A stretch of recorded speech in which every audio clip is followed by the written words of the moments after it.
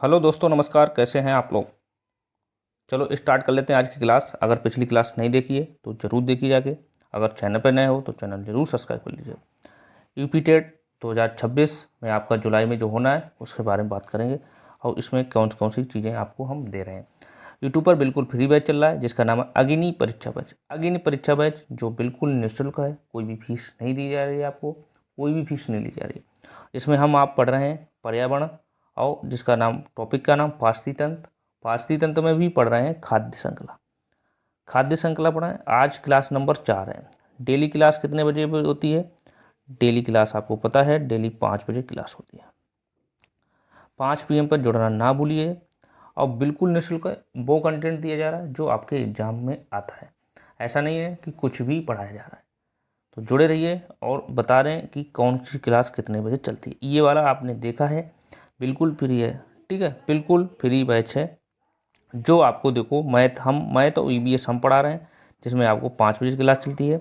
संस्कृत और CDP जो है अंजलि मैम पढ़ा रही हैं जो 3 बजे क्लास चलती है।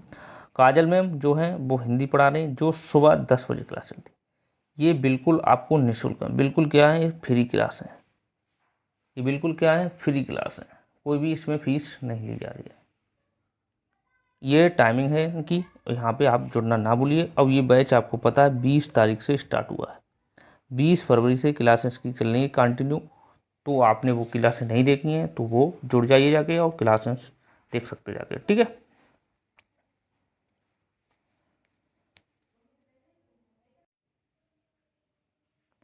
तो इसका आप स्क्रीनशॉट ले लीजिए और ये टाइमिंग आप ध्यान रखना।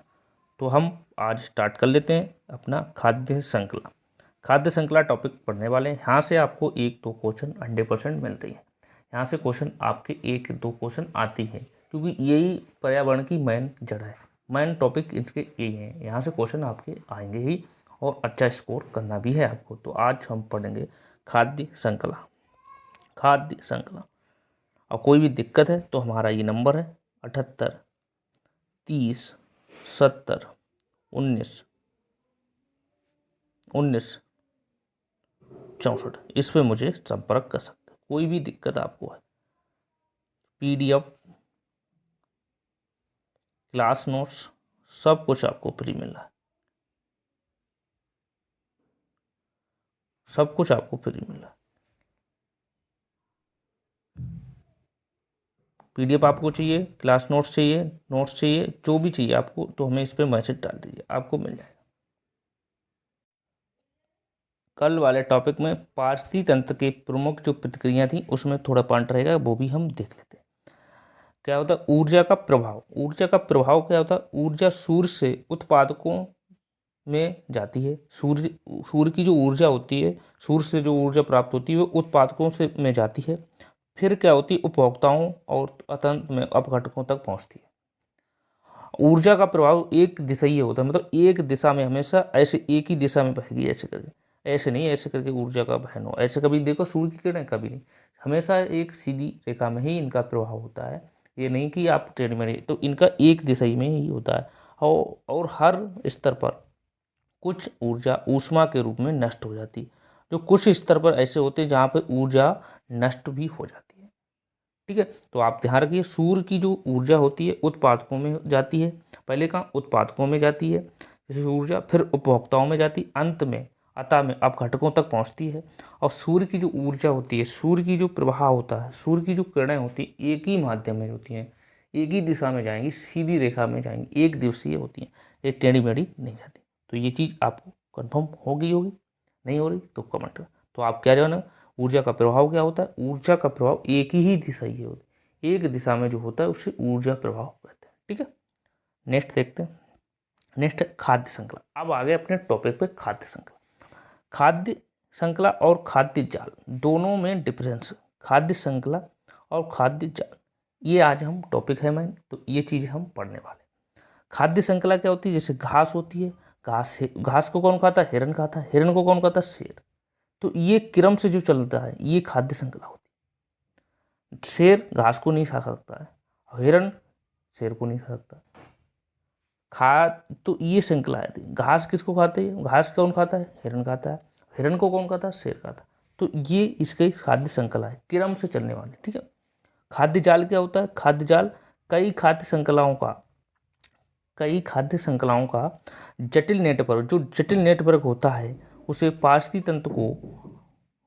तंत्र को अधिक स्तर बनाता है। जो अधिक स्थायी बनाता है उसे ही खाद्य जाल कहते हैं। जैसे जो ऐसे जुड़ा हुआ है, ये देखो, ये ज़्यादा जुड़ा हुआ है, ऐसे जुड़ा हुआ है, ये ज़्यादा मजबूत कड़ी होगी, तो इसे कोई तो खाद्य जाल कहते हैं। ठीक है, तो आपको खाद्य श्रृंखला कैसे पता होना? खाद्य श्रृंखला, जैसे घास को कौन खाता है? हिरण खाता है। हिरण को कौन खाता है? शेर खाता है।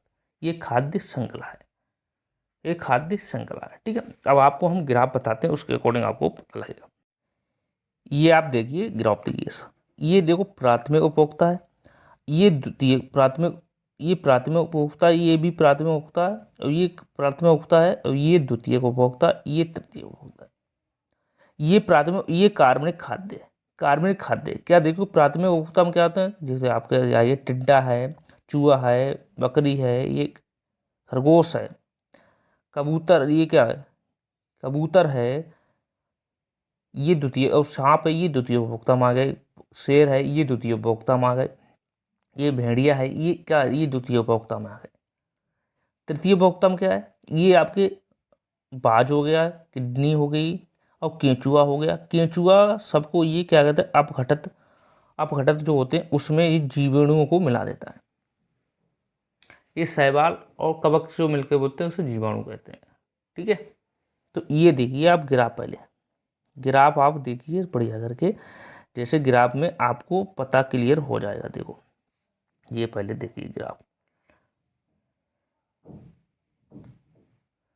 ग्राफ देखिए, जैसे प्राथमिक उपभोक्ता ये है। ठीक है, प्राथमिक उपभोक्ता है, इसमें क्या? कार्बनिक खाद्य, ये पेड़ है। पेड़ को कौन खाता है? पेड़ को आपको चूहा भी खा लेगा, बकरी भी खा लेगी, खरगोश भी खाता है। ये पेड़ को कौन कौन खाता है? ये आपका टिड्डा भी खाता है, और चूहा भी खाता है, और बकरी भी खाती है घास को, घास या पेड़ को बकरी, और खरगोश भी खाता है। खरगोश को कौन खा सकता है? टिड्डा को कौन खाता है? टिड्डा को खाता है पक्षी, और टिड्डा को पक्षी खाता है। और चूहे को कौन खाता है? सांप खाता है। चूहे को खाता है सांप, और बकरी को कौन खाता है? बकरी को आपका खाता है शेर। और खरगोश को कौन खाता है? खरगोश खा लेता है भेड़िया। और सांप और बकरी, देखो ये आ गए, देखो ये पक्षी, और सांप को कौन खा लेता है? ये खा लेता है बाज। इसे कौन खा लेता है? बाज। ये है तृतीय उपभोक्ता। और शेर को कौन खाता है? किडनी एक नाम की चीज होता है, किडनी खाती है। और आपको भेड़िया को कौन खाता है? ये केंचुआ होता है। केंचुआ भेड़िया को, केंचुआ का क्या काम होता है? ये अपघटक को विषाणु में बना देता है। तो ये आप देखिए, ये खाद्य श्रृंखला का चित्र कितना आसान आपको, ये आपको पता लग गया होगा। आप यहाँ से देखिए, एक से ग्राफ से आपको हर चीज़ क्लियर हो रही है। देखिए आप यहाँ से हर चीज़ क्लियर आपको हो रही है, हर चीज़ आपको क्लियर हो रही है। देखिए ये पौधा है, ये आपका पौधा है, ये पौधा है। देखिए पौधा को कौन कौन खा रहा है? ये देखो खा रहा है, टिड्डा भी खा रहा है। ठीक है, ये आपका चूहा भी खा लेगा, ये आपका बकरी भी खा लेगी, और ये आपका खरगोश खा लेगा। खरगोश खा लेगा, ये घास को ही खाएगा ना कि, देखो शेर तो घास को नहीं खा सकता है, सांप भी घास को नहीं खा सकता है, और भेड़िया भी घास को नहीं खा सकता। भेड़िया हमेशा मांस को ही खाता है। ठीक है, और इसके बाद आप देखिए, यहाँ पे देखिए, इसके बाद आप देखिए, देखो टिड्डा को कौन खाता है? टिड्डा को खाता है पक्षी। टिड्डा को कौन खाता है? पक्षी खाता है। और चूहे को कौन खाता है? चूहे को क्या खाता है? चूहे को खाता है सांप। और जो बकरी होती है, बकरी को कौन खाएगा? बकरी को खाएगा ये शेर, बकरी को खाएगा शेर। और खरगोश को कौन खाएगा? खरगोश को खा लेगा भेड़िया। तो ये कौन से? द्वितीय उपभोक्ता हो गए। ये प्रथम उपभोक्ता हुई। ये जो प्राथमिक उपभोक्ता होते हैं वो घास से मतलब का जो कार्बनिक खाद्य होते हैं इनका सेवन करते हैं। ये हो गया आपके द्वितीय उपभोक्ता। और तृतीय उपभोक्ता क्या होता है? तृतीय उपभोक्ता, ये बाज, देखो बाज किसको खाता है? सांप को भी खा लेता है, और पक्षी को भी खा लेता है। ये हो गए तृतीय उपभोक्ता। ये कौन सा हुआ? तृतीय उपभोक्ता हुआ बाज। और जो शेर को कौन खाता है? शेर एक किडनी नाम की होती है एक चीज, किडनी से खत्म कर देती है। और ये बताओ भेड़िया को ये केंचुआ खाता है। केंचुआ का क्या काम होता है? ये अपघटकों में इन्हें मिला देता है, मिट्टी में मिला देता है। ये जैसे किसी जानवर की मृत्यु हो जाए तो वहाँ पे केंचुए का ही काम होता है जीवाणु को, वो अपघटकों को मिट्टी में मिला देना। जो जीवाणु उसके होते हैं मृत्यु के बाद उसके अपघटक होते हैं उसको मिट्टी में मिला देना। जैसे किसी जानवर की मृत्यु हो जाए तो मृत्यु जिस जानवर की हो गई तो उसकी जो बॉडी होती है उसे भी गलाने का काम करते हैं। कौन करता है? इसे करते हैं केंचुआ। तो उसका काम होता है केंचुआ। तो ये डायग्राम आपका इतना इम्पोर्टेंट है कि इससे आपको 2-3 चीज़ें कभी क्लियर हो रही हैं। ये डायग्राम आपका बहुत इंपॉर्टेंट है। तो ये इस डायग्राम को ध्यान में रखिए, इसका स्क्रीनशॉट एक लीजिए। ये आप ध्यान रखिए, एक बार और समझ लीजिए। ये कार्बनिक खाद्य होते हैं। कार्बनिक खाद्य ये प्राथमिक उपभोक्ता ही होते हैं। प्राथमिक उपभोक्ता इसे खाते हैं। कौन होते हैं प्राथमिक उपभोक्ता? जैसे टिड्डा हो गया, चूहा हो गया। चूहा भी घास को खा लेता है और बकरी भी खाती है और उसको खरगोश भी खाता है। खरगोश को, टिड्डा को कौन खाता है? टिड्डा को आपको पक्षी खाता है। और चूहे को कौन खाता है? चूहे को सांप खा लेता है। और बकरी को शेर खाता है और खरगोश को भेड़िया खाता है। ये द्वितीय उपभोक्ता हुए। ये आपके द्वितीय उपभोक्ता हो गए। और तृतीय उपभोक्ता क्या होते हैं? तृतीय आपके बाज हो गए और फिर किडनी हो गई और केंचुआ। केंचुआ का क्या होता है? जैसे किसी जानवर की मृत्यु हो जाती है उसे अपघटक को जो होता है उसके जीवाणु को मिट्टी में मिला देना, उसे ही मृत्यु के बाद उसे मिला देना, इसे हम खाद्य श्रृंखला कहते हैं। तो ये आप ध्यान रखना है, ये डायग्राम आपके दिमाग में रहना चाहिए। जैसे आपको पूछ दिया जाए कि प्राथमिक उपभोक्ता कौन से होते हैं, द्वितीय उपभोक्ता कौन से होते हैं, तो आप बता सकते हो द्वितीय उपभोक्ता जैसे सांप आ गया, पक्षी आ गया, शेर आ गया, लोमड़ी आ गई। ये क्या होते हैं? भेड़िया, लोमड़ी नहीं, भेड़िया। ये आपके द्वितीय उपभोक्ता होते हैं। कौन से होते हैं? द्वितीय उपभोक्ता आपके होते हैं। और तृतीय उपभोक्ता मुझे जैसे, तो तृतीय उपभोक्ता बोलते हैं जैसे बाज भी है और केंचुआ है, मनुष्य भी आ जाता है, कुत्ता भी आ जाता है। कुत्ता शाकाहारी भी है तो है, वो मांसाहारी भी है। तो ये चीज़ आप ध्यान रखना। तो इसका डायग्राम आप याद रखना, आपको बहुत हेल्पफुल मिलेगी। क्योंकि ये चीज़ आपको, क्योंकि डायग्राम से ही बहुत चीज़ें, देखो रटने वाली चीज़ें नहीं है। आपको रटने से कुछ टाइम तक याद रहेगा, डायग्राम आपको हमेशा याद रहेगा। डायग्राम आपको हमेशा याद रहेगा। तो ये चीज़ें आपको कंफर्म हो गई होगी। तो ठीक है, इससे आगे भी हम चलते हैं। आगे देखिए। अब हम इसे आपको थोड़ा इसके वो देख लेते हैं। जैसे आपको उत्पादक के बारे में बात कर लेते हैं। जैसे उत्पादक आपके क्या?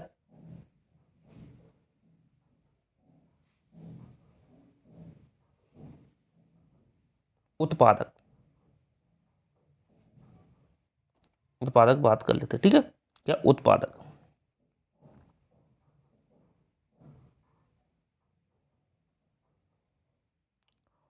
उत्पादक आपको क्या होता है? प्रथम श्रेणी, मतलब प्रथम श्रेणी वाले आए, जैसे प्राथमिक श्रेणी वाले, प्राथमिक श्रेणी,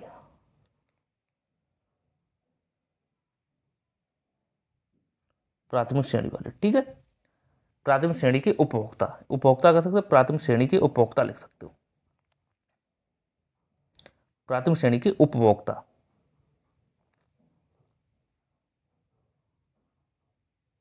प्राथमिक श्रेणी के उपभोक्ता। उसके बाद, इसके बाद क्या है श्रृंखला? इसके बाद ये डायग्राम इसका चलता है।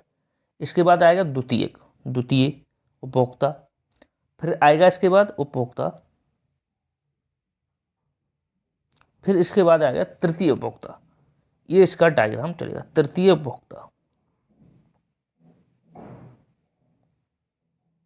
उपभोक्ता, ठीक है। कैसा? तृतीय उपभोक्ता। और उसके बाद क्या है? उच्च मांसाहारी। क्या है? उच्च मांसाहारी। ये इसका डायग्राम होता है। मांसाहारी, ये इसका डायग्राम होता है। पहले कौन सा आएगा? पहले आपका आएगा उत्पादक, ठीक। फिर प्रथम उत्पादक आएगा।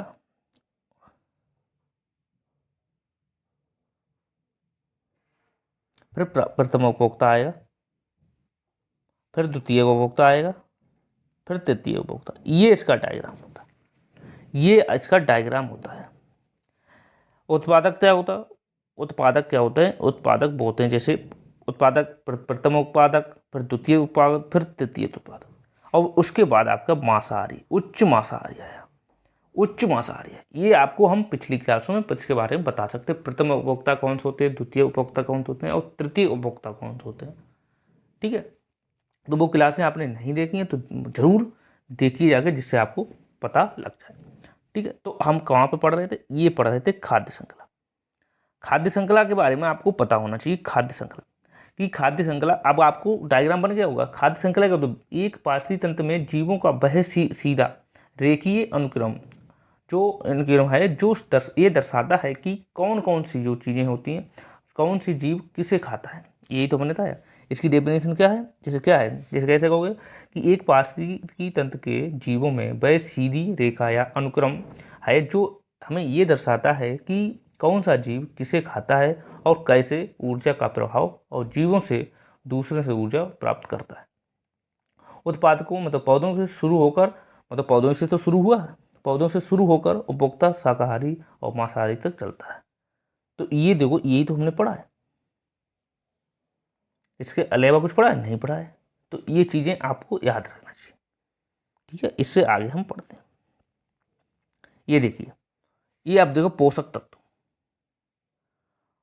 पोषक तत्व कौन से होते हैं, जैसे कार्बन है, नाइट्रोजन है, फास्फोरस है और जल चक्र जो जीवन के लिए आवश्यक तत्वों का पुनर्चक्रण करता है, उसे सुनिश्चित करता है, उसे हम क्या कहते हैं, पोषण तत्व का चक्र कहते हैं। जैसे कार्बन, नाइट्रोजन, फास्फोरस और जल जो चक्रण होता है, जीवन की जो आवश्यकताओं के लिए हमें पूर्ति करता है, उन्हें हम क्या कहते हैं, उसे हम पोषण तत्व कहते हैं, पोषक चक्र कहते हैं। ठीक है, क्या कहते हैं, पोषक तत्व कहते हैं।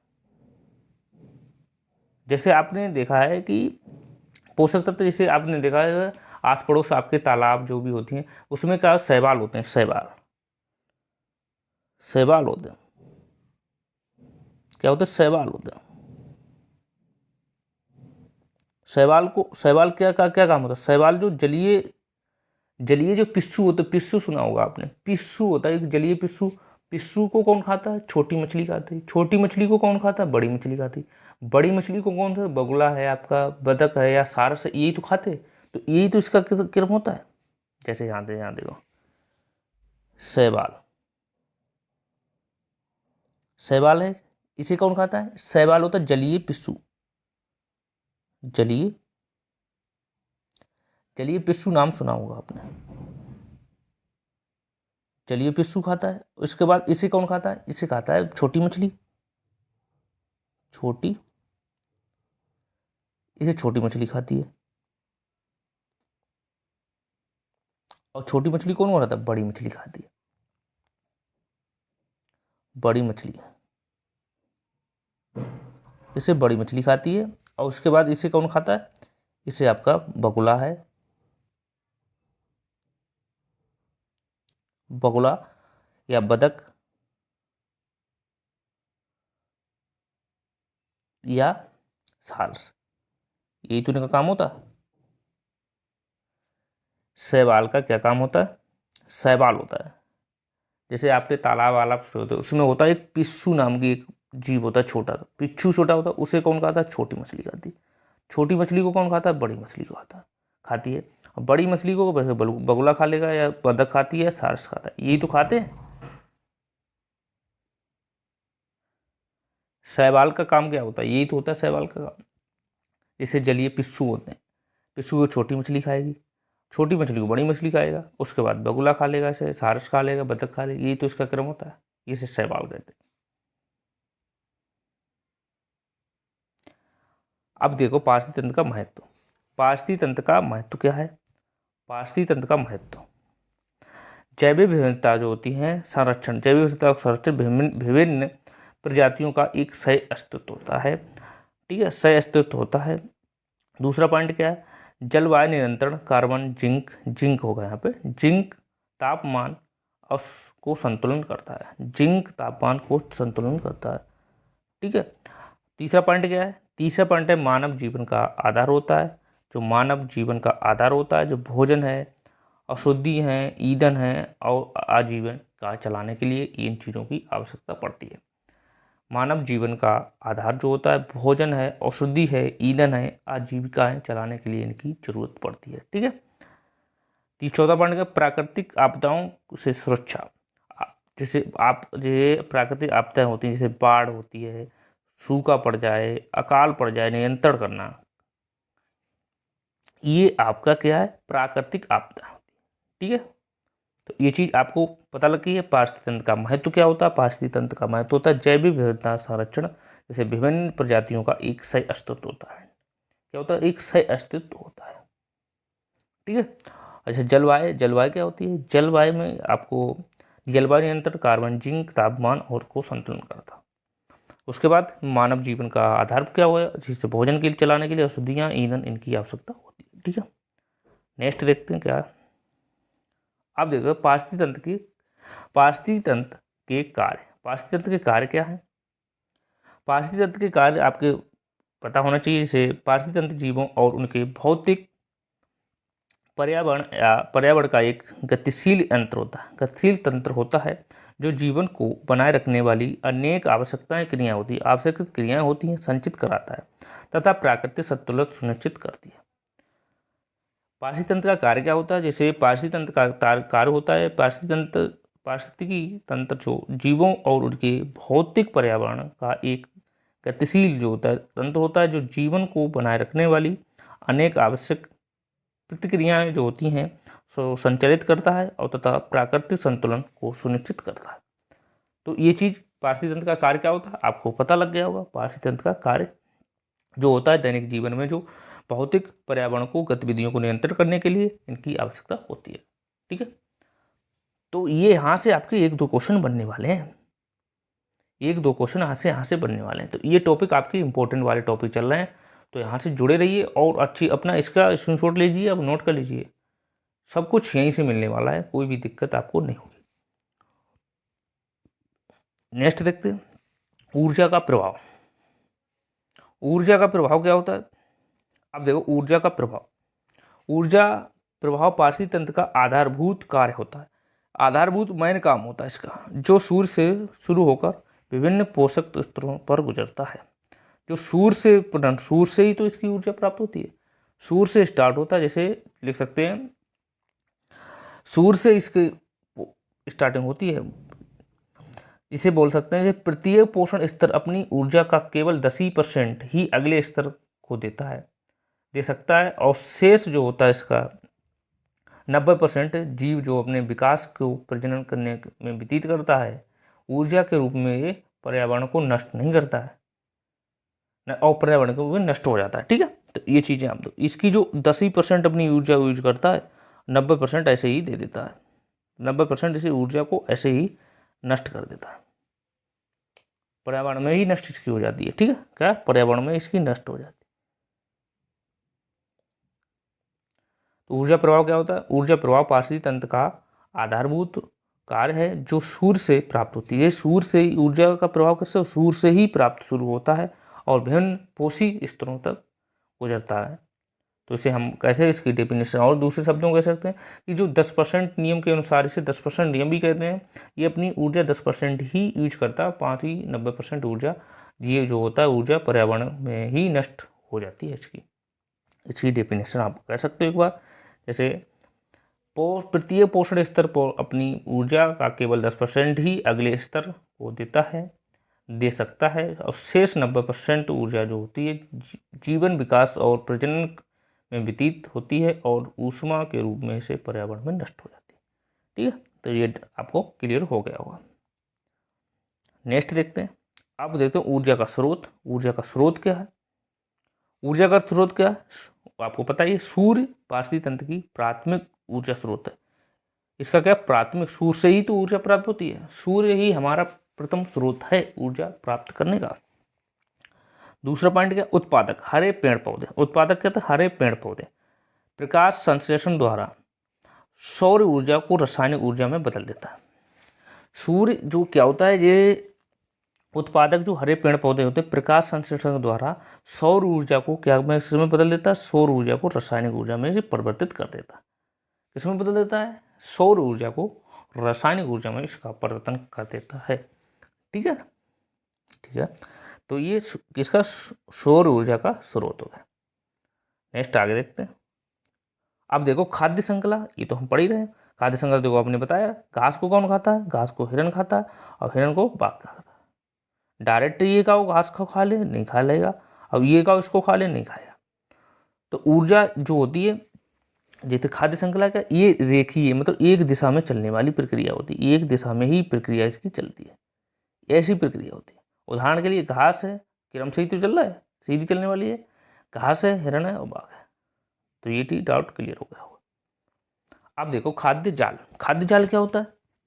खाद्य जाल, खाद्य जाल क्या होता है? कई परस्पर जुड़ी हुई जो तो कई जो आपस में जुड़ी हुई होती हैं, कई श्रृंखलाएं जो आपस में जुड़ी हुई होती हैं, कई परस्पर जुड़ी हुई खाद्य श्रृंखलाओं को का नेटवर्क, कई परस्पर जुड़ी हुई खाद्य श्रृंखलाओं का नेटवर्क, इसे हम क्या कहते हैं? इसे हम कहते हैं खाद्य जाल कहते हैं। वह पारसी तंत्र जो अधिक स्तर और लचीला बनाती है, जो कैसे बनाती है? लचीला बनाती है, इसे पारसी तंत्र कहते हैं। ये आप ऐसे भी कह सकते हो, जैसे भोजन की दृष्टि में खाद्य श्रृंखला में उत्पादक या पौधे, उपभोक्ता मतलब जंतु या अपघटक मतलब कवक एवं जीवाणु के बीच जो घनिष्ठ संबंध आपके होते हैं, उसे प्राकृतिक खाद्य श्रृंखला का एक सीधे कड़ी के रूप में भी नहीं होती है। तो ये चीज़ आप इसमें डाउट क्लियर कर सकते हो, ये चीज़ आप ध्यान रखना। भोजन की दृष्टि में खाद्य श्रृंखला में उत्पादक मतलब पौधे, उपभोक्ता मतलब उपभोक्ता क्या होता है? जंतु होता है, अपघटक क्या होता है? कवक होता है, कवक या जीवाणु के बीच जो घनिष्ठ संबंध होता है, उसे प्राकृतिक में खाद्य श्रृंखला एक सीधे कड़ी के रूप में नहीं होती है। ये एक पाचन तंत्र की सभी शाखाएं जो होती हैं कहीं ना कहीं आपस में संबंधित होती हैं, कहीं ना कहीं ये आपस में जुड़ी हुई होती हैं। तो इसी को तो इसे लचीलापन कहते हैं। या ऐसे अनेक खाद्य श्रृंखलाएं के, या ऐसे भी कह सकते हैं अनेक खाद्य श्रृंखलाओं के पारस्परिक संबंधों को खाद्य जाल कहते हैं। ठीक है, तो ये चीज खाद्य जाल आपको पता हो गया। अब इस पर देखते हैं खाद्य जाल। ये देखो, खाद्य श्रृंखला और खाद्य जाल में अंतर, खाद्य श्रृंखला और खाद्य जाल में अंतर देखो, ये अंतर आप देखिए। खाद्य श्रृंखला क्या होती है? Food chain. देखो, इकोलॉजी सिस्टम जो होता है, इकोसिस्टम में एक जीव से दूसरे जीव में भोजन पदार्थों का स्थानांतरण खाद्य श्रृंखला कहलाता है। देखो, जो भोजन का जो सिस्टम होता है, इकोसिस्टम में एक जीव से दूसरे जीव में भोजन पदार्थों का स्थानांतरण खाद्य श्रृंखला कहलाती है। पहला पॉइंट क्या है? अंतर आपको वहां से पूछ दिया जाता है, अंतर आपको जरूर पूछ दिया। इकोलॉजी जो सिस्टम होता है, इकोसिस्टम में एक जीव से दूसरे जीव में जो भोजन का पदार्थ का स्थानांतरण होता है उसे हम खाद्य श्रृंखला कहते हैं। दूसरा पॉइंट क्या है? इसमें ऊर्जा का प्रभाव एक दिशा में ही होता है। देखो अभी पढ़ गया है, ऊर्जा का प्रभाव एक ही दिशा में होता है, ये नहीं कि किधर भी दिशा है चारों ओर ऐसे टेढ़ा मेढ़ा इसका विकास नहीं होता, ऐसे टेढ़ा एढ़ा विकास नहीं होता। तीसरा पॉइंट क्या है? इसमें उत्पादक विभिन्न श्रेणियों के उपभोक्ता तथा अपघटक के होते हैं। कैसे होते हैं? इसमें उत्पादक जो होते हैं विभिन्न श्रेणियों के, जो उत्पादक होते हैं विभिन्न श्रेणियों के होते हैं, उपभोक्ता तथा अपघटक होते हैं। ठीक है, तो ये आपको खाद्य श्रृंखला है। अब देखते हैं खाद्य जाल। खाद्य जाल आप देखिए, इसमें क्या है? खाद्य जाल फर्स्ट पॉइंट क्या है कि विभिन्न जो खाद्य श्रृंखलाएं परस्पर मिलकर खाद्य जाल बनाती हैं। क्या करती हैं? विभिन्न खाद्य श्रृंखलाएं परस्पर मिलकर खाद्य जाल बनाती हैं, ये आपस में कनेक्ट होती हैं एक दूसरे से। जैसे दूसरा पॉइंट है, इसमें ऊर्जा का प्रभाव एक दिशा में होते हुए भी पथों से होकर गुजरती है। जिसका इसमें क्या होता है? ऊर्जा का प्रभाव एक दिशा में होते हुए भी कई पथों से होकर ऊर्जा इसका प्रभाव होता है, कई जगह से जुड़ा हुआ इसका ऊर्जा का प्रभाव होता है। ठीक है, तीसरा पॉइंट है, तीसरा पॉइंट, इसमें अनेकों जीव समुदाय के उपभोक्ता का तथा अपघटक भी होते हैं। जिसमें अनेक जीव के समुदाय के उपभोक्ता तथा अपघटक के होते हैं। क्या होते हैं? क्या होते हैं इसके? कि अनेक समुदाय जो होते हैं जीवों के उपभोक्ता अपघटक होते हैं। तो ये खाद्य श्रृंखला और खाद्य जाल, आप में दोनों में डिफरेंस पता लग गया होगा। ये देख लीजिए एक बार, ये डाला डायग्राम, ये डायग्राम मैंने लगाया था, ये वाला बताया था हमने, ये इसका फूड चेन है, ये पूरा प्रोसेस की है। ठीक है, ये तो हम आपको बता चुके हैं, ये आपका इसकी प्रोसेस है पूरी। तो ये आपको पता लग गया होगा खाद्य श्रृंखला। खाद्य श्रृंखला की चीज़ें आपको पता हो जाए, प्रथम उपभोक्ता और द्वितीय उपभोक्ता क्या होते हैं। अब इसके बाद हम पढ़ेंगे खाद्य होता पारिस्थितिकी तंत्र के प्राइमेट। प्राइमेट क्या होते हैं? प्राइमेड हम पढ़ने वाले हैं। जैसे पोषी स्तरों को संख्या, जैव भार और ऊर्जा के आधार को दर्शाता है। ऊर्जा आधार को देखो, सामान्यता ऊपर की ओर कमी दिखाई देती है और नीचे दिखाई देती है। ठीक है, तो ये प्राइमेड होते हैं 3 प्रकार के, जैव भार प्राइमेड, जैव संख्या प्राइमेड और जीव संख्या प्राइमेड और संचित जो ऊर्जा प्राइमेड होता है। ये 3 प्रकार के होते हैं। ये कहते हैं 3 प्रकार होते हैं। तो ये आज हमने ये पढ़े, प्राइमेड हम करने वाले हैं कल। तो एक बार रिकॉल कर लेते हैं हमने क्या क्या पढ़ा है। रिकॉल कर लेते हैं हमने क्या क्या पढ़ा है। पाचन तंत्र की प्रमुख क्रियाएं कौन सी होती हैं? सूर्य से जो प्राप्त ऊर्जा से जो पाचन तंत्र की जो होती हैं, पाचन तंत्र की जो प्रमुख क्रियाएं क्या होती हैं?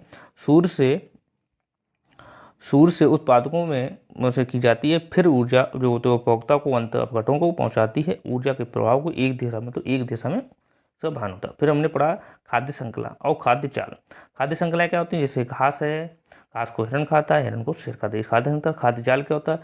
कई खाद्य श्रृंखलाओं का जो जटिल नेटवर्क एक जो होता है, जटिल नेटवर्क होता है जो पाचन तंत्र को अधिक स्तर बनाता है, उसे हम खाद्य जाल कहते हैं। फिर हमने क्या पढ़ा? इसका डायग्राम देखा। डायग्राम यहाँ से आपको पूरा टॉपिक डायग्राम पे ही है। डायग्राम आपने अच्छे से समझ लिया होगा तो आपको कोई भी दिक्कत इसमें नहीं हुई होगी। और डायग्राम आपको नहीं समझा तो मुझे कमेंट करके पूछ सकते हो, मैं ये दोबारा भी आपको समझा सकते हैं। ठीक है, फिर हमने उत्पादक क्या होते हैं, उत्पादक प्रथम उत्पादक, द्वितीय उत्पादक और तृतीय उत्पादक होते हैं। ठीक है, उसके बाद हमने इसका डिफरेंस पढ़ा है। फिर हमने ये पढ़ा है, फिर पोषक तत्व पढ़े हैं। फिर हमने ये शैवाल पढ़े हैं, शैवाल क्या होते हैं ये आपको। फिर पाचन तंत्र का महत्व पढ़ा है। फिर इसके बाद कार्य पढ़े हैं और फिर इसकी ऊर्जा का प्रभाव और फिर ऊर्जा का स्रोत। फिर हमने खाद्य श्रृंखला और फिर खाद्य चाल पढ़े। उसके बाद ये प्राइमेड वाला कल हम पढ़ने वाले हैं। कल हम इसे पढ़ने वाले हैं प्राइमेड को। तो ये चल रहा है बैच, ये क्लासें चल रही हैं आपकी, ये क्लासें आपकी चल रही हैं। ये क्लासें देखो चल रही हैं 3 बजे आपकी CDP की संस्कृत क्लास होती है। देखो मेरा मानना है जैसे आपको दूसरी लैंग्वेज लेनी है, जैसे किसी को इंग्लिश नहीं आती है, इंग्लिश आपको थोड़ी बहुत आती है, तो आप क्या करो मेरे हिसाब से संस्कृत ले लो। संस्कृत ले लोगे तो आपको ये संस्कृत सीधे हिंदी से रिलेट होता है, ये हिंदी से रिलेट होता है। आपने हिंदी फरीद पढ़ी है तो संस्कृत के आप कम से कम 15 क्वेश्चन कर जाओगे। 15 क्वेश्चन सेम टू सेम होते हैं। इंग्लिश आप लो तो इंग्लिश ले लो, जैसा आपका मन करे वो ले लो। वैसे आपको हमारे मानने से आप संस्कृत लोगे ज़्यादा बेस्ट होगा। जैसे इंग्लिश आती है तो अच्छा, जिस बच्चों को इंग्लिश नहीं आती है उनके लिए संस्कृत बेस्ट है। उनके लिए क्या संस्कृत बेस्ट है, क्योंकि ये संस्कृत आपको हिंदी से रिलेट हो रहा है, हिंदी से रिलेट हो रहा है तो यहाँ से आपको ज़्यादा फायदा रहेगा। तो ये क्लासेस सारी चल रही हैं, आपको जुड़े रहिए चैनल पे और अपने दोस्तों को भी शेयर कर दीजिए जिससे उनको भी इसका फ़ायदा हो जाए। बिल्कुल फ्री चल रही है, कोई भी आप पैसे इसके नहीं लिए जा रहे हैं। और चैनल पे नए हो तो ज़रूर सब्सक्राइब कर लो और अपने दोस्तों को कर दो। और वहाँ पे आपको सब कुछ मिलेगा, आपको पता है क्लास नोट PDF सब कुछ आपको मिलने वाला। ये कोई दिक्कत है तो हमारे इस नंबर पर हमें संपर्क कर सकते हो। कोई भी दिक्कत है किसी प्रकार की तो हमें इस नंबर पर संपर्क कर सकते हो, 78 30 70 19 64। और यहाँ पे आपको क्या क्या मिल जाएगा, PDF भी मिल जाएगी, क्लास नोट सबको मिल जाएगा। ठीक है, और हमारा टेलीग्राम चैनल है, डिस्क्रिप्शन में लिंक पड़ी, वहाँ से आप जुड़ जाइए। चलो फिर कल हम क्या पढ़ेंगे, ध्यान रखना कल हाँ ये हम पढ़ने वाले हैं प्राइमेड। कल हम पढ़ने वाले हैं प्राइमेड के बारे में पढ़ेंगे। आज हमने पोषी स्तर को मतलब थोड़ा बेसिक पढ़ लिया, इसके बारे में कल हम विस्तार से पढ़ेंगे प्राइमेड क्या होते हैं। आज खाद्य श्रृंखला और खाद्य जाल आपको पता हो गया होगा। ठीक है, इसके बाद हम लोग प्रैक्टिस करेंगे, बहुत अच्छे क्वेश्चन करने वाले हैं। ठीक है, चलो देखते हैं, कल मिलते हैं। अपने कितने बजे टाइम है आपको पता ही, 5 बजे 5 PM पे मिलते हैं, जुड़ना ना भूलिए। और अपने चलो ठीक, फिर मिलते हैं कल क्लास में, तब तक के लिए बाय बाय।